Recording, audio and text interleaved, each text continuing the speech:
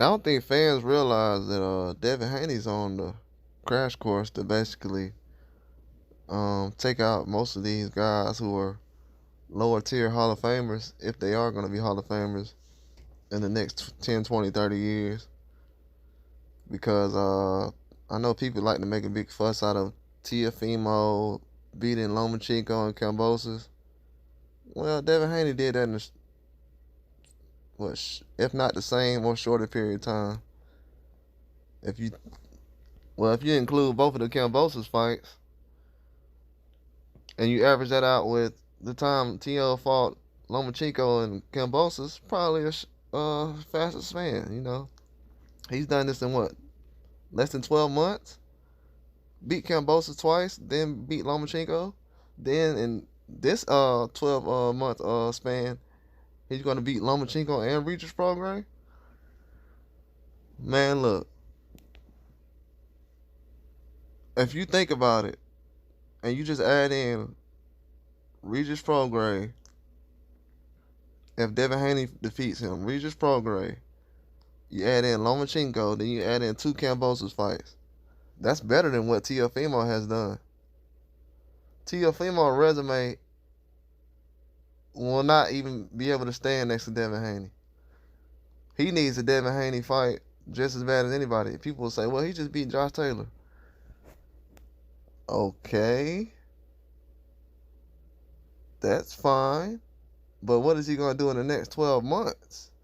I feel like Devin Haney will pass him in 12 months. Bro, Devin Haney's already caught up with you. And that's the same guy you said, you don't have a belt, bro. You don't have this. You don't have that. He's undisputed. When they pull up that undisputed list that they try to put Teofimo on, he's not on there. Teofimo's not on there. Devin Haney's on there. Devin Haney's his resume is going to pass Teofimo, and I'll say in 24 months it'll be better than what Tank put on as far as his resume in 24 months. I'm not going to be disrespectful and say 12 months. I was going to say that probably a month ago, but I went down Tank's resume. Tank has a pound for pound resume, but in 24 months, Devin Haney definitely going to be passing Teofimo, Tank Davis, and all these guys as far as resumes. He's fighting too many good guys, man. He's not fighting no small fights. He's fighting big fights. And all he's doing is basically taking the sparring ring and putting it as a main event. Because most of these guys, he can beat them up in sparring. They know this too. And he's basically getting paid to spar these guys because these top guys, they're not as far as elite as we think they are. They're just not. They're very elite, but Teofimo knows that Devin Haney's a threat. The guy's been calling him out for years. He doesn't even call him out no more because he already knows I'm gonna see him when I see him. I'm gonna see him when I see him. And my name's bigger right now, so he gonna have to see me when he see me. Especially if I get a belt at 140. Or if I do things at 140, he's definitely gonna have to come see me. But the resume I'm looking at now, I'm like, man, Devin Haney moving kind of fast. You know what I'm saying? It wasn't too long ago that that Teofimo was doing backflips on Heisman nights, wearing Kyler Murray jerseys and stuff like that. Basically, knocking guys out. Now we can see now that it's not really much action going on as far as those divisions. See, Devin Haney hushed a lot of that stuff going up. At 135, people were saying, oh, I want to fight Devin. Oh, I want to fight him. I want to fight him. I want to fight him. At 135, they was like, oh, I want to fight him. Then as soon as he leaves the division, now the guys don't want to fight no more. You don't see guys calling each other out like they were a couple of months ago when Devin was after he beat the Lomachenko. A lot of guys did not like that. And it's been guys on top rank already that could have fought Lomachenko. But like I said, Devin Haney takes pay cuts. He took a pay cut to become a boss. You gotta pay the cost to become a boss. And that's for real. That's not just a slogan. That's something he had to do. So I feel like 12 months, he takes never big fights. 12 months, He'll have a better resume than Teofimo Lopez, for sure. It won't even be close. The only way Teofimo would have a better resume than Devin Haney if he put Devin Haney on his resume and beat him. That's the only way. And I'm not trying to say he's trying to put them two against each other. I'm just saying, like, people saying Devin Haney ain't done nothing and he ain't fought nobody, or Linares almost dropped him. Yeah. It's a pretty long time ago, wasn't it? Pretty long time ago. And bro, did y'all see how people celebrated Kambosos after he beat Teofimo? And I picked Kambosos to beat Teofimo just like Devin Haney did. And I was celebrating the same way. But did you see how people were treating Kambosos? He was on late night shows and NBA games, and bro, you would have thought he'd be Manny Pacquiao or something. I'm talking about, I've never seen a boxer go on like a tour run like that. He was just like treated like the undisputed champion. You know what I'm saying? And I will say they didn't give other boxers. I'm not gonna put his name down, but Devin Haney, they didn't give him the same kind of treatment when he won. But Kambosos was treated like, I don't know, bro. He was treated like royalty. Seriously. The man got paid outrageous amounts of dollars. Like, people don't understand. Like, it's a lot of guys over here that hasn't made that much cash yet. That's been boxing for years. In their 40s. And that man got paid like that. And Devin Haney said, yeah, go ahead. Take that. That's why I said the same. That's why so many people, bro, Shakur's trying to make it seem like we're trying to cut down on him. We're being fair, bro. Like, the standard has been set. The standard has been set. These young guys like Benavidez, Haney, Tim Tszyu, the standard has been set. Take whatever, do whatever, win whatever. Of course, Devin Haney ain't gonna be taking no pay cuts now. That's definitely not gonna be happening. But a lot of you other guys, y'all gotta do something. Y'all let him come to y'all promotional teams, y'all promoting the companies, get all the belts, and leave out the back door. And people frustrated about that. And I've never heard Bob Arum sit up here and say, well, Devin Haney, he was the only one that had the opportunity to do this.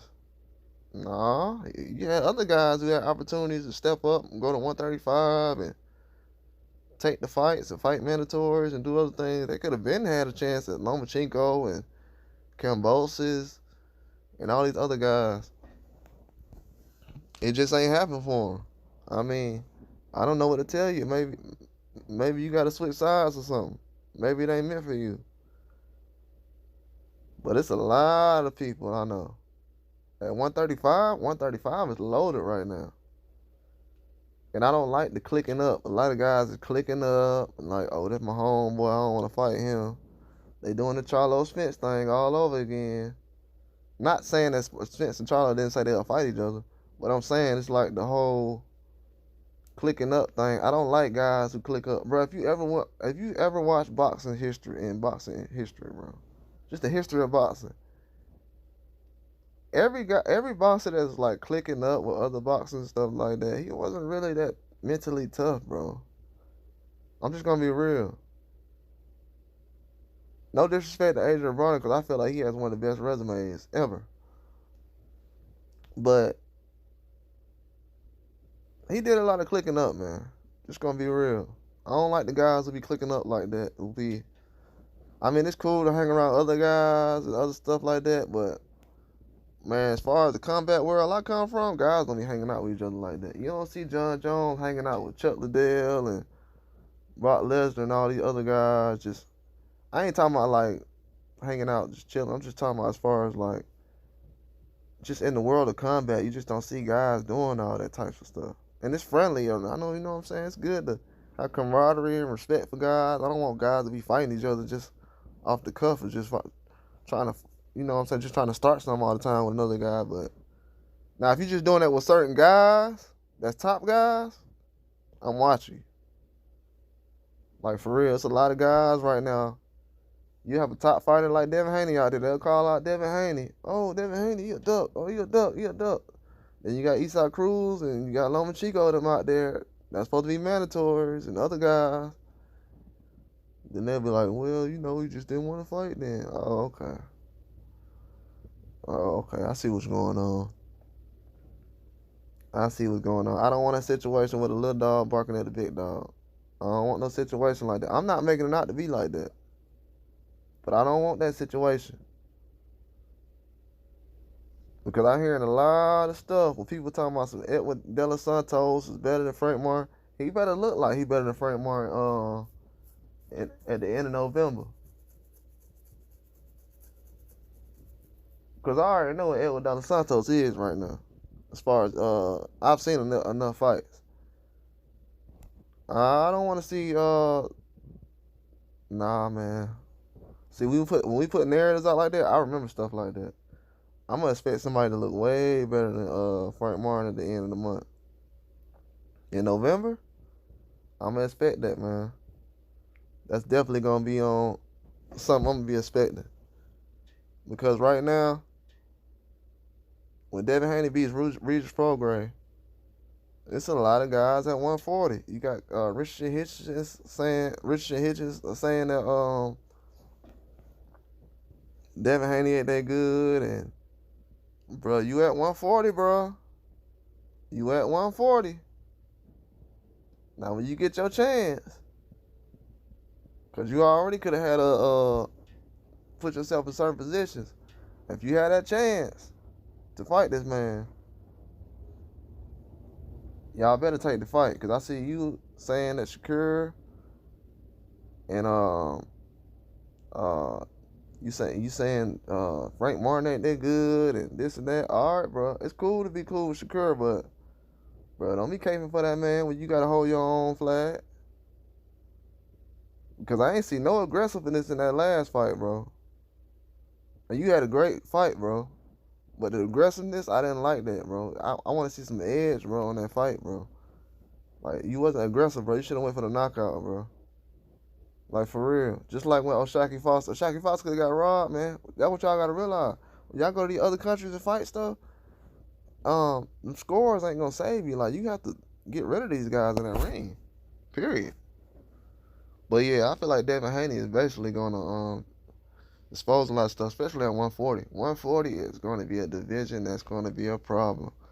And it's loaded, too. Just like 135 is loaded. Those guys at 135, they better do something. And the guys at 40, you're going to have to do something. Because you're going to be somebody mandatory in a minute, and you're not going to like it. And a lot of y'all ain't going to be able to stand in the ring with Kurt Scovey either. Kurt Scovey, he going to get a lot of y'all guys up out of there. And that's real talk. But that's all I got. Like and subscribe.